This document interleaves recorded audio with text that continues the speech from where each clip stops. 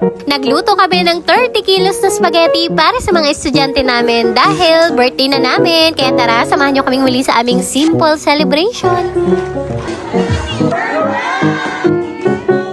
Nandito nga pala ako ngayon sa Emma Supermart sa tindahan ng aking ninang Emma at mamimili nga pala ako ng mga spaghettihin na lulutuin namin para sa aming birthday treat para sa aming mga estudyante. Etong royal pasta nga pala yung kinuha ko dahil nung nakaraang Pasko ito yung ginamit ko at maganda yung pinakang pasta niya dahil hindi malabsak. Mahigit 500 nga rin yung mga estudyante ngayon sa Bayuin National High School kaya naman mahigit 30 packs nga pala ng spaghettihin itong kinuha ko. Idea nga ito ng ninang Emma ko na magpapakain sa mga estudyante bilang birthday treat niya dahil sabi niya mas masaya nga daw kapag nagpapakain siya kaysa maghanda siya ng bongga. Siya nga pala yung ninang Emma ko at dahil sabi nga niya ay magkasunod kami ng birthday, siya na nga lamang daw yung mamimili ng panghanda tapos ako na nga lamang daw yung magluluto. Etong ninang Emma ko, ninang nga pala namin siya sa kasal kaya ako siya naging ninang. Pero since bata pa ako, matagal na rin nga namin siya nakakasama dahil ka-churchmate din nga pala namin siya. Sobrang bait nga niyang ninang Emma ko na yan at alam niyo ba, tuwang-tuwa ako dyan dati nung bata pa lang ako, elementary, high school, palagi niya nga binibigyan ng 100 pesos nun yung tatay ko pagkatapos ng church namin. Tuwang-tuwa naman ako nun kapag naabutan si tatay ng 100 pesos dahil sa isip-isip ko sa wakas hindi na kami maglalakad pa uwi pabalik sa bahay dahil kainitan sa palayan. Tapos bigla naman ako nalungkot nung ayaw ni tatay na gamitin yung 100 pesos para pamasahin namin pa uwi at sabi niya nga maglakad na lamang kami at ipapambaon na nga lamang daw namin yung 100 pesos na binigay ng ninang Emma ko sa buong isang linggo. Ay di ayun nga kahit kainitan tapos ang putik pa sa tubigan ay naglakad nga ni kami nun pa uwi galing sa church namin. Pero alam niyo ang natatandaan ko lang talaga noon, napakabuti talaga ng Lord na ginagamit si ninang Emma ko para maging blessing din talaga sa amin. Pero ayun nga, bukod sa pulong, eksakto February 10 nga pala ito at araw mismo ng birthday ng ninang ko kaya naman kinakantahan nga namin siya at kakatapos nga lamang pala namin dito magturo ng values education sa mga estudyante namin dahil kami nga pala ay pare-parehong voluntary teachers. Every Tuesday from 7 AM to 7:30 AM nga lamang pala kami nagtuturo dito at ayan, pagkatapos nga namin magturo dito sa Bayuin National High School ay pumunta naman nga pala kami dito sa bahay nila para magtulong-tulong nga magluto ng spaghetti. Kasama din nga namin dito ngayon sina Pastor at eto mga kapatid ko at tulong-tulong nga kami sa pagluluto dahil napakarami nga ngayon ang lulutuin namin. Nagtulong-tulong na nga kami lahat dito para makapag-umpisa sa paggagayat ng mga sibuyas, bawang at saka ng mga hotdog. Kaya ako naligtas, sabi ko ganyan, hindi ko baga alam, sabi ko ganyan. Ay, ibig ko sabihin, alam mo yun sa ano nila na nabigla sa ay, hindi nila akalain na gano'n yung pinagdaanan ko.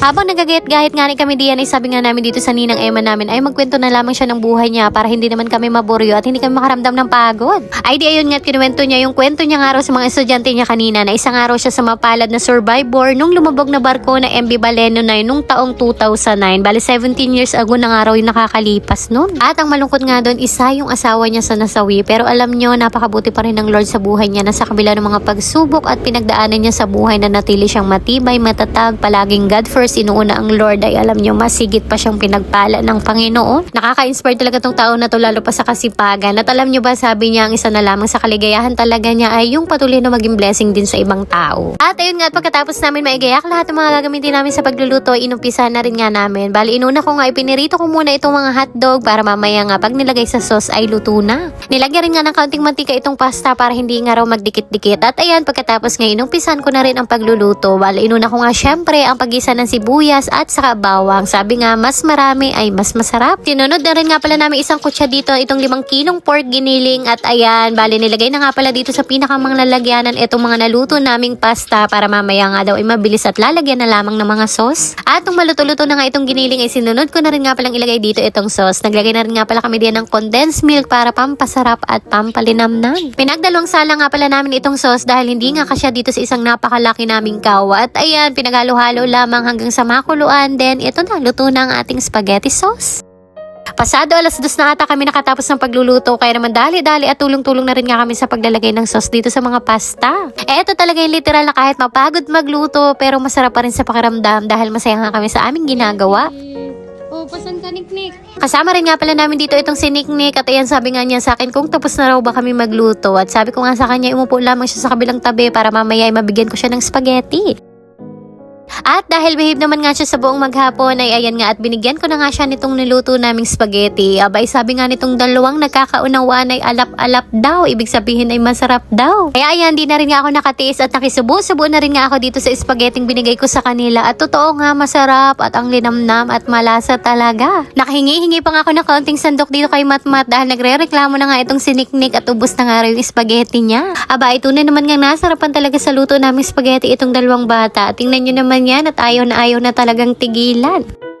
At eto na nga po pala lahat yung mga naluto naming spaghetti at mahigit 500 plus packs ata itong napake namin. At eto pagkatapos pasado alas 3 na nga ito ng hapon ay bumiyahe na rin kami papunta ng Bayuin National High School. Pagkarating nga namin dito ay nakapila na nga yung mga estudyante dito sa may harap ng flagpole. At pagkatapos ay sabay-sabay na nga nila kaming kinantahan ng happy birthday. Dinistribute na nga namin per grade at bahala na nga yung kanilang mga advisor na magbigay para sa mga estudyante nila. At nakakatuwa lamang talaga dahil kitang-kita yung ngiti sa bawat labi nitong mga estudyante dahil libre sila ng merienda ngayon.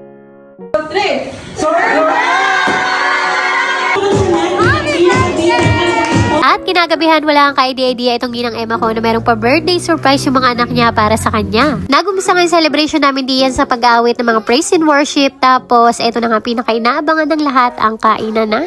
Kumuha nga lamang ako din ng tigka-counting chop suey, chicken cordon, fish fillet at saka itong beef caldereta. Ang sasarap din nga nitong mga pagkain nila at sobrang nag-enjoy din talaga kami diyan. Hours 1 hanggang 4, yan, 5. Nakakatuwa din nga itong may-ari ng Hotel de Anselmo, si Ma'am Melody, may inabot mga chocolates para dito sa mga bata. At pasado alas 10 na rin nga natapos yung event at umuwi na rin nga kami sa bahay.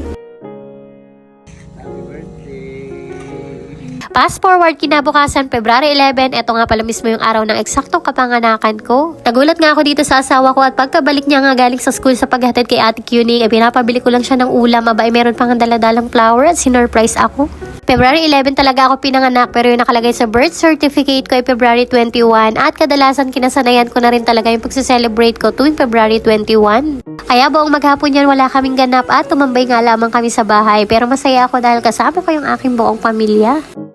Kaya naman, yun lang muna nga po for today's video. Maraming salamat po sa inyong panonood. God bless!